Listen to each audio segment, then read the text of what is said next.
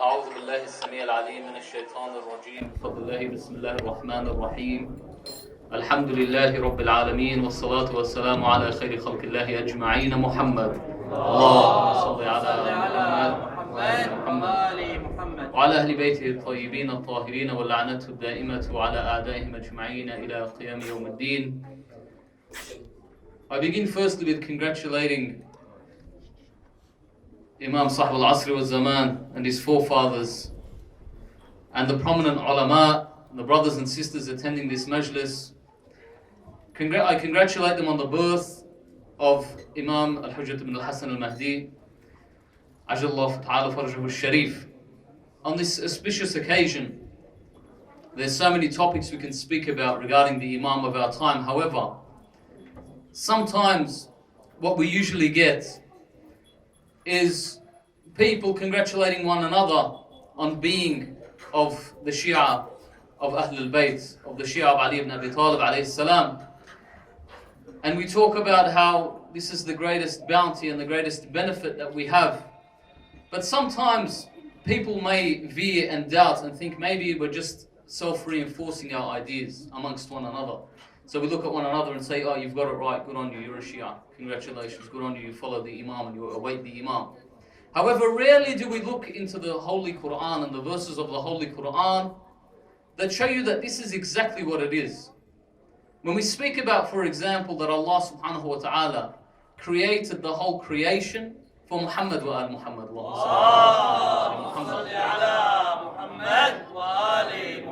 And sometimes we look at that and we think this is an exaggeration from the Shia, or this is something that they say amongst one another.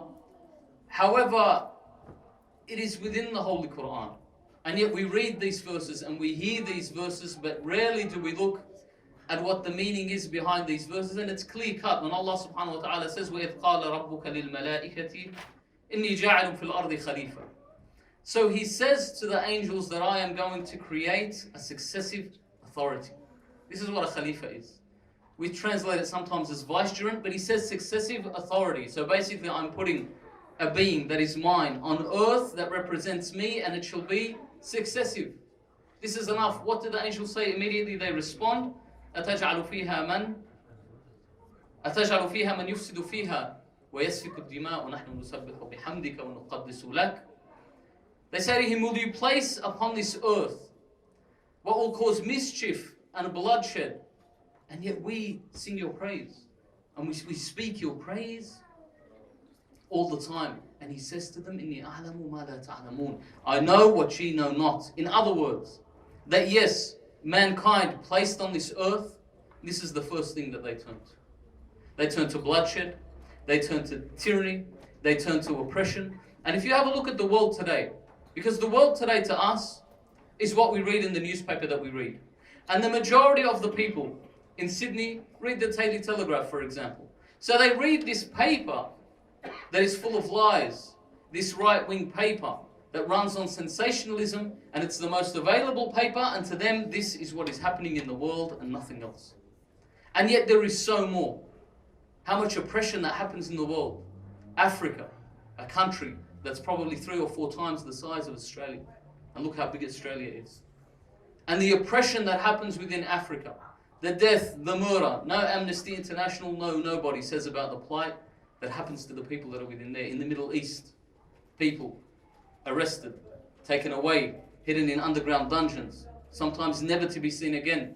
If you have connections, maybe people will hear of you again because you connected or you know somebody. But if you don't know anybody, you disappear. Other countries in the Middle East, Europe, United States, they all have these similar issues. They all have these similar problems. So the angels, it's like they've seen it before, and they're sort of prophesying and protesting to Allah subhanahu wa ta'ala that will you create this creature that creates bloodshed and tyranny? And then he says, I know what you know not.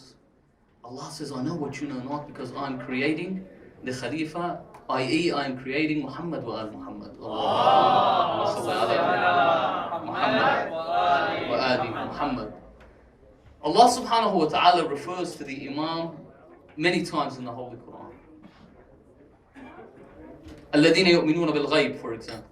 This is in general, that it's about people who believe in the unseen but specifically, and part of the translation of this hadith, or the interpretation of this verse in the Holy Quran, is the ghaibah of the Imam Ajla Farj Sharif, that they believe in the Imam even when he is not physically present. And then we have other verses. Allah subhanahu wa ta'ala says, يُحْيِي الْأَرْضَ بَعْدَ مَوْتِهَا, that through the Imam, Allah will bring the dead land back to life. وَإِنْ أَصْبَحَ مَاءَكُمْ غَوْرًا فَمَنْ يَأْتِيكُمْ بِمَاءٍ مَعِينٍ. And if your water was to disappear, and this water is the life source of everything, he says, then who should bring you fresh water to bring you back to life? This verse is about Imam al-Hujjaj al-Sharif again. And so, it's interesting that Allah subhanahu wa ta'ala uses the word إحياء الأرض أو يحيي الأرض بعد موتها. It's interesting that he says, he uses the word that he'll bring it back to life. When clearly, on so many aspects, when we look at the earth and the ones within it, there's life on earth. People are alive, plants are alive, animals are alive, but life on earth is split up into different categories. There's different degrees and different levels of life. So we look at a plant, for example, and a plant is alive. According to the scientific definition of life, that the plant metabolizes, the plant grows, the plant reacts to the sun, the plant reacts to the water that it's fed, to the soil that it's in, and it lives. However, it lives a very lowly existence. And this is why, for example, when somebody is in a terrible accident, or they hurt themselves and they are placed in a coma, they refer to him as being in a vegetative state. That he's in a state like the state of a vegetable, that he's living, however he doesn't have that degree or what they call quality of life. That's beyond that. And then we look at a stage of life that's greater than this. And the stage of life that's greater than this is the life of the animal. And an animal is alive to a greater degree or to a higher degree. That an animal has life wide to a greater degree because the animal has instinct. And through this instinct, an animal is able to exercise his desire to reproduce, his desire to mate. An animal is able to exercise its ability to attack and defend. It's able to exercise its ability of dominance and power. And we see this in many animals, pack animals, in pride animals, like the lions, for example, wolves, dogs, even within monkeys and gorillas. You see this sort of behavior. So their instinct gives them a higher degree of life than what you would see in plant life. But is this what living is? Is life just doing this, just going to work and eating and sleeping and drinking? Is that what it is? Different people weigh up what life is. For example, to any government, they like you as long as you're a taxpayer. To them, you're productive when you're a taxpayer. You're receiving tax, you're a productive human. You're alive.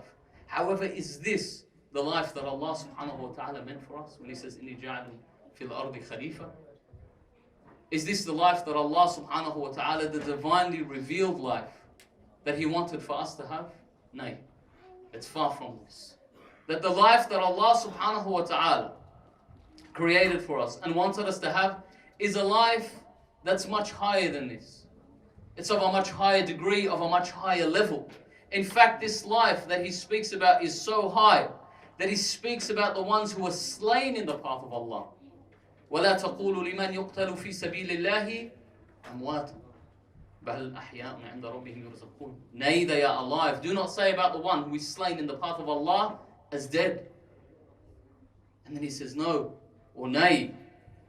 Furthermore, He He emphasizes that it's not that they are dead, so don't say they are dead, nay, they are alive. Don't even speak of them as dead. Because this life is beyond that. When we speak about our prophets and our imams that have passed into the next world, we speak about them as if they're alive and amongst us. However, tonight we commemorate the birth of the imam who is alive and is amongst us. Now Allah subhanahu wa ta'ala further stipulates this through many verses in the Holy Quran, and of them in Surah Yasin, when Allah subhanahu wa ta'ala says to the Holy Prophet, لِتُنْذِرَ قَوْمًا مَا أُنْذِرَ آبَاءَهُمْ فَهُمْ غَافِلُونَ. Afwan, He says, لِتُنْذِرَ مَنْ كَانَ حَيًّا وَيُحِقَّ الْقَوْلُ عَلَى الْكَافِرِينَ. Both are important verses in this context. Why? Firstly, He says to the Holy Prophet that this message is to warn whoever is alive. in the first verse we said, لِتُنْذِرَ قَوْمًا مَا أُنْذِرَ آبَاءَهُمْ, that you will warn a people of what their forefathers have been warned, or of what their forefathers have not been warned. However, in other words, the ones on the right path, they get the warning, that they get told that it is coming. The promise of Allah is coming. لِيُظْهِرَهُ عَلَى الدِّينِ كُلِّهِ is coming.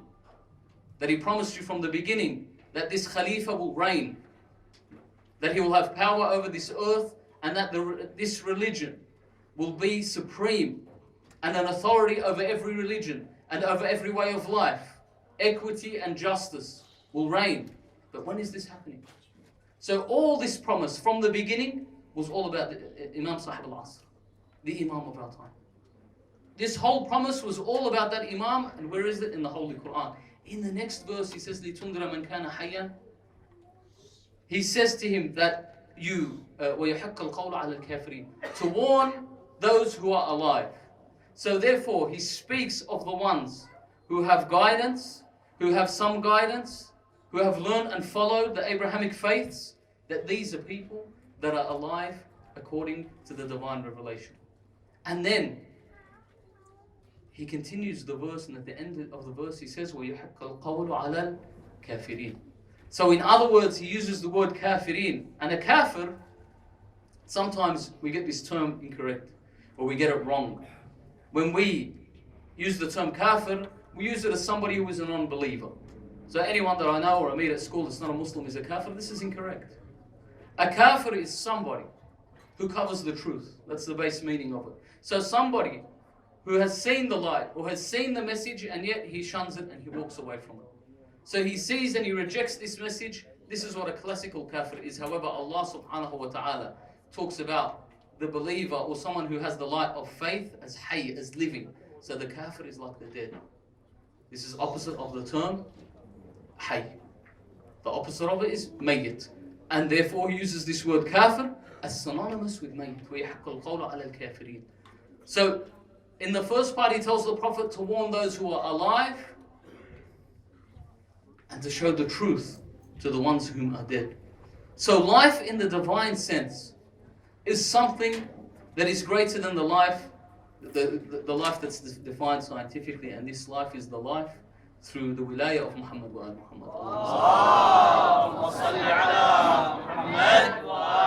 Muhammad. It's the life through that guardianship. And this is what allows you to elevate from the base life that we have, the base instinctual life. That you actually begin to use your intellect to be elevated to a status above the status of the angels, a higher status. This is when you live a true life and a goodly life. This is why Allah subhanahu wa ta'ala calls it in the Holy Quran, Deenul Haqq. That He arsal the Holy Prophet bi Deenul Haqq bil Huda wa Deenul Haqq. That the Huda, the guidance and the true faith, because Deen also means way of life. And so He has given you that true, the true faith and that goodly way of life. Why? So you can have the best of this world and the best of the hereafter. Because you miss out on the best of this world and the hereafter when you leave Allah subhanahu wa ta'ala. And specifically the purpose of why He created us or made this earth and put people on this earth was that I am placing this successive authority and I know what you know not. This Imam, who the Holy Prophet ﷺ, when he prophesies about the final Imam, he says that if everyone has a belief in me and the Imams and everything but negates this Imam, then he has negated my Prophet. And the Imams continually say, because people say this is ambiguous, how can this Imam live for so long? And the Imam replies to Imam Sadiq alayhi salam, when someone asks this, he says there is no ambiguity in it, it is clearer than the light of day. Why? Because if there is no Khalif according to this verse, then there's no purpose of the creation of the earth. So there must be a hujjah on the earth, there must be a hujjah on the earth, a proof of Allah subhanahu wa ta'ala on the earth, or there's no point of our whole existence. This is the rationale behind it. And so, we move on to speak about knowing about the Imam of our time and having a place for the Imam of our time in our hearts. The problem is, we take it like many of our other beliefs, that it's a belief a peripheral belief. It's something that's there on the side, but I don't take it as something that's the foundation of my belief or the strength of my belief. That how many of us have some sort of relationship with this Imam? How many of us do the ziyarah of this holy Imam or ask Allah subhanahu wa ta'ala to hasten that reappearance? Because the injustice, honestly, for anyone that has a heart, is too difficult for one to bear in this world. No matter how good your life is, know that on this earth there are people like you, who have hopes and dreams like you, who have lives like you, and yet they are oppressed and they are placed underneath the foot of the oppressors, and they are living a terrible and difficult life because of this. There's a hadith of the Imam Ajjallahu Farashu Sharif, Sallu ala Muhammad wa ali Muhammad.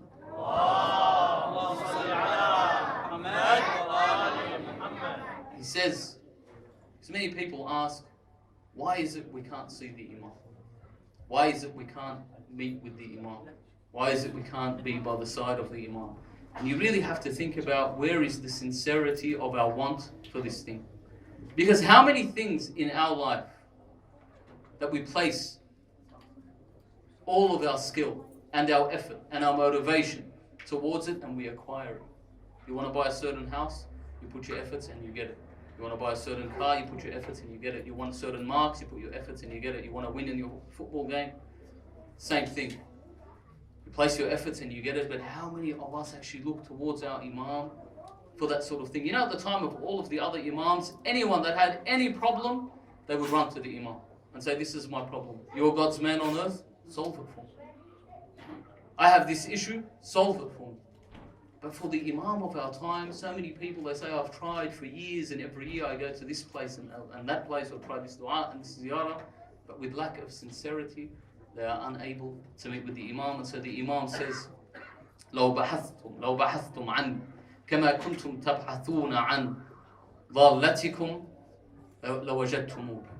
He says that if you were to look for me and search for me in the same way that you search for the hardships that you have in your life, then you would find it. And if you think about this, that with everything that happens in our life, you know, sometimes you could be sitting at home and you're thinking about the thing you're going to do for work the next day. And you think about it so much that you make your whole family think you're worried about something big. But really it's something little. It's something small. It's irrelevant, really.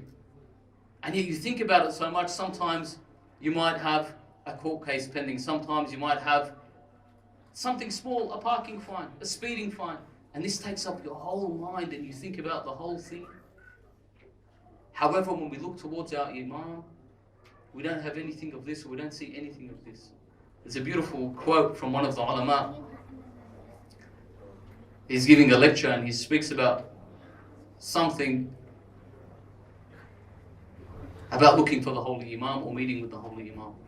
And he says something, and before he says it, he says, I apologize to the Imam of my time for using this example. I'm just quoting his words, where he says that if one of us, and obviously this example was used by another alim for the era of his time. So in our time, maybe it's not very relevant, however, it helps to have some understanding. He says if somebody owned a chicken coop, and he had chickens or roosters, and one of those chickens ran out, and it ran down the street and he lost that chicken, how far would he go to find that chicken?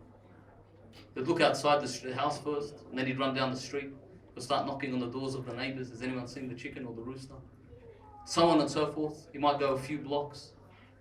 And then he goes on to continue by saying the Imam of our time is missing. And yet how far do we go to look or search for him? When we fall into a hardship, how many levels of help do we use before we turn to the Imam Sahib al-Asr al-Zaman Ajjallahu Farajhu al-Sharif? I'll finish off because I don't want to take up too much of your time.